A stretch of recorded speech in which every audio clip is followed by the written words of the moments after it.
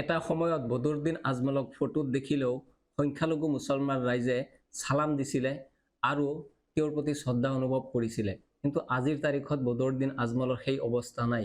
আজিৰ তাৰিখত বদৰুদ্দিন আজমলৰ যি ভেটি বুলি কোৱা হয় ধুবুৰী, সেই ধুবুৰী সমষ্টিতে বদৰুদ্দিন আজমলৰ নাজল নাথল অৱস্থা হৈছে, যাৰ বাবে আজমল ডাঙৰীয়াই বিভিন্ন ধৰণৰ তেওঁ প্ৰতিক্ৰিয়া বা আচৰণবিলাক প্ৰকাশ কৰিছে। কেতিয়াবা মাইক দলিয়াই দিছে, কেতিয়াবা নিজৰ সমৰ্থকক চৰিয়াইছে। ইয়াৰ আগে পিছতো সাংসদ বদৰুদ্দিন আজমলৰ আচৰণ আমি দেখি আহিছোঁ। সাংবাদিকক কুকুৰৰ বাচ্চা বুলি গালি পাৰে, অশ্ৰাব্য আচৰণ কৰে, তেনেধৰণৰ বহুত ধৰণৰ ঘটনা ইতিমধ্যে আমি দেখি আহিছোঁ। কিন্তু এইবাৰ লোকসভা সমষ্টিৰ যি নিৰ্বাচন হ'বলৈ গৈ আছে, এই নিৰ্বাচনৰ প্ৰাক মুহূৰ্তত দেখা গৈছে তেওঁৰ অস্থিৰতাৰ আন এক ৰূপ।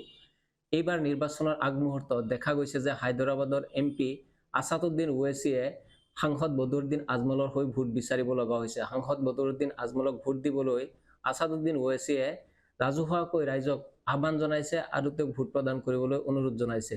এনেকুৱা দিন কিয় আহিল সাংসদ বদৰুদ্দিন আজমলৰ? और उनके NGO ऑर्गेनाइजेशंस एक अवामी खिदमत का रिकॉर्ड रखती हैं।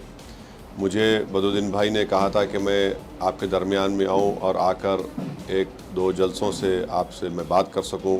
मैं डुबरी की जनता से ये गुजारिश कर रहा हूं, रिक्वेस्ट कर रहा हूं कि आप अपना कीमती वोट बदरुद्दीन अजमल साहब को देकर उनको इस बार भी आप अपना সাংসদ বদৰুদ্দিন আজমলৰ যি ৰাজনৈতিক চালাকি আছিলে, সেই চালাকিবিলাক জনসাধাৰণে বুজি পাবলৈ আৰম্ভ কৰিছে নেকি, বা জনসাধাৰণে ভোটাৰ ৰাইজে সেয়া উপলব্ধি কৰি পেলাইছে নেকি, যাৰ বাবে বদৰুদ্দিন আজমলৰ অৱস্থা যে কেৱল ধুবুৰীতেই বেয়া সেইসকলে মিছা হ'ব। কিয়নো ইয়াৰ পূৰ্বে যদি আমি চাওঁ, নিৰ্বাচনে তেওঁৰ আসন কমি আহিছে। এটা সময়ত 18টাকৈ আসন দিছিলে বদৰুদ্দিন আজমলক। সংখ্যালঘু ৰাইজে তাত যথেষ্ট ভূমিকা লৈছিলে আৰু মুছলমানসকলে একমাত্ৰ ভোট দি সাংসদ বদৰুদ্দিন আজমলক সেই স্থান তেওঁক দিছিলে। কিন্তু সাংসদ বদৰুদ্দিন আজমলে কেৱল নিজৰ ৰাজনৈতিক সুবিধা আদায় কৰাৰ বাবে বিভিন্ন সময়ত বিভিন্ন ধৰণৰ কৌশলী আচৰণ কৰি আহিছে, যাৰ বাবে হয়তো মুছলমানসকলে বা সংখ্যালঘু ভোটাৰে বুজি পাই উঠিছে সাংসদ বদৰুদ্দিন আজমল ডাঙৰীয়াৰ যি ৰাজনৈতিক আচৰণ সেয়া ভালকৈ উপলব্ধি কৰিব পাৰিছে। এটা সময়ত আমি নিজ চকুৰে দেখা যে সাংসদ বদৰুদ্দিন আজমলে মঞ্চত থিয় হৈ হাজাৰ হাজাৰ মানুহ ওলাই আহে তেওঁক শুনিবলৈ, আৰু সাংসদ বদৰুদ্দিন আজমলে অতি আৱেগিকভাৱে অতি ধাৰ্মিকভাৱে তেওঁ প্ৰচাৰ চলায় আৰু নিজৰ যি প্ৰতিনিধি বা নিজকে জয়ী কৰিবলৈ তেওঁ সক্ষম হয়। কিন্তু এইবাৰো দেখা গৈছে তেনেধৰণৰ সাম্প্ৰদায়িক আচৰণ, তেনেধৰণে ধাৰ্মিক আচৰণ কৰি জনসাধাৰণৰ মাজত প্ৰচাৰ চলাই আছে আৰু সহজ সৰল সংখ্যালঘু ৰাইজক আকৰ্ষণ কৰিবলৈ তেওঁ চেষ্টা কৰি আছে। কিন্তু আগৰ দিন নাই চাগে। এতিয়া সাংসদ বদৰুদ্দিন আজমলৰ এনে ধাৰ্মিক যি আৱেগ, সেই আৱেগৰ প্ৰতি হয়তো ৰাইজ পুনৰ ভুল নাযাব, তেওঁ হয়তো আকৰ্ষিত নহ'ব তেওঁৰ প্ৰতি জনসাধাৰণ। এই কাৰণেই অনাগত নিৰ্বাচনত সাংসদ বদৰুদ্দিন আজমলৰ ধুবুৰীত হয়তো বেছি ভাল ৰিজাল্ট তেওঁলোকে দেখা নাই।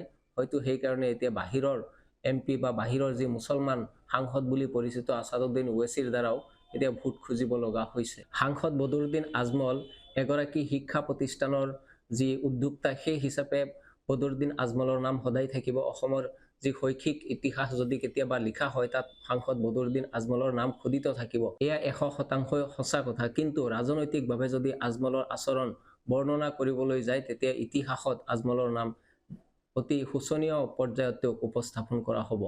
আমি দেখি আহিছোঁ যে বিজেপিয়ে যি সাম্প্ৰদায়িক দল বুলি পৰিচিত, সেই বিজেপিয়ে যেতিয়াই মুছলমানসকলক গালি পাৰে, তাৰ পিছে পিছে সাংসদ বদৰুদ্দিন আজমল ওলাই আহে আৰু একে সুৰত কথা পাতে। আমাৰ মনত আছে পীযুষ হাজৰিকাই মুছলমানসকলক বা মুছলমানসকলৰ মাজতেই বেছি অপৰাধ প্ৰৱণতা, দৰ্শন, হত্যাকাৰী, লুণ্ঠনকাৰী, চোৰ ডকাইত, এই সকলোবিলাক মুছলমানৰ মাজত বেছি বুলি কয়। আৰু তাৰ পিছতে সাংসদ বদৰুদ্দিন আজমলো দুদিন পিছত ওলাই আহে আৰু আহি কয় যে মুছলমানসকলে অন্য ধৰ্মৰ যুৱতীসকলক দেখিলে তেওঁলোকৰ তেজ গৰম হৈ উঠে।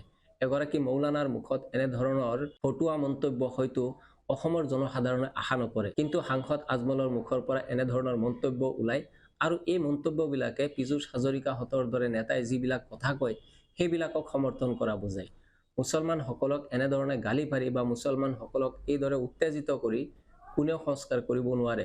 মুছলমানসকলৰ মাজত যেতিয়ালৈকে শিক্ষাৰ পোহৰ 100% নপৰিব, তেতিয়ালৈকে মুছলমানসকল এই ধৰণৰ আচৰণ তেওঁলোকৰ মাজত থাকিব, এই কথা আমি নুই কৰিব নোৱাৰি। কিন্তু ৰাজনৈতিকভাৱে যি সুবিধা আদায়ৰ চেষ্টা বদৰুদ্দিন আজমলে ইমান দিনে কৰি আহিছিলে, সেয়া আজিৰ তাৰিখত নাই। 2005 চনত UDF গঠন হোৱাৰ পিছৰে পৰা আজিৰ তাৰিখত মুছলমানসকলৰ মাজত যথেষ্ট ৰাজনৈতিক সচেতনতা বাঢ়িছে, তেওঁলোকৰ মাজত শিক্ষা দীক্ষাৰ পোহৰ পৰিছে। হয়তো সেইকাৰণে এতিয়া আজিৰ তাৰিখত সাংসদ বদৰুদ্দিন আজমলৰ ৰাজনৈতিক দলৰ প্ৰতি জনসাধাৰণৰো এক আকৰ্ষণ নাইকিয়া হৈ আহিছে।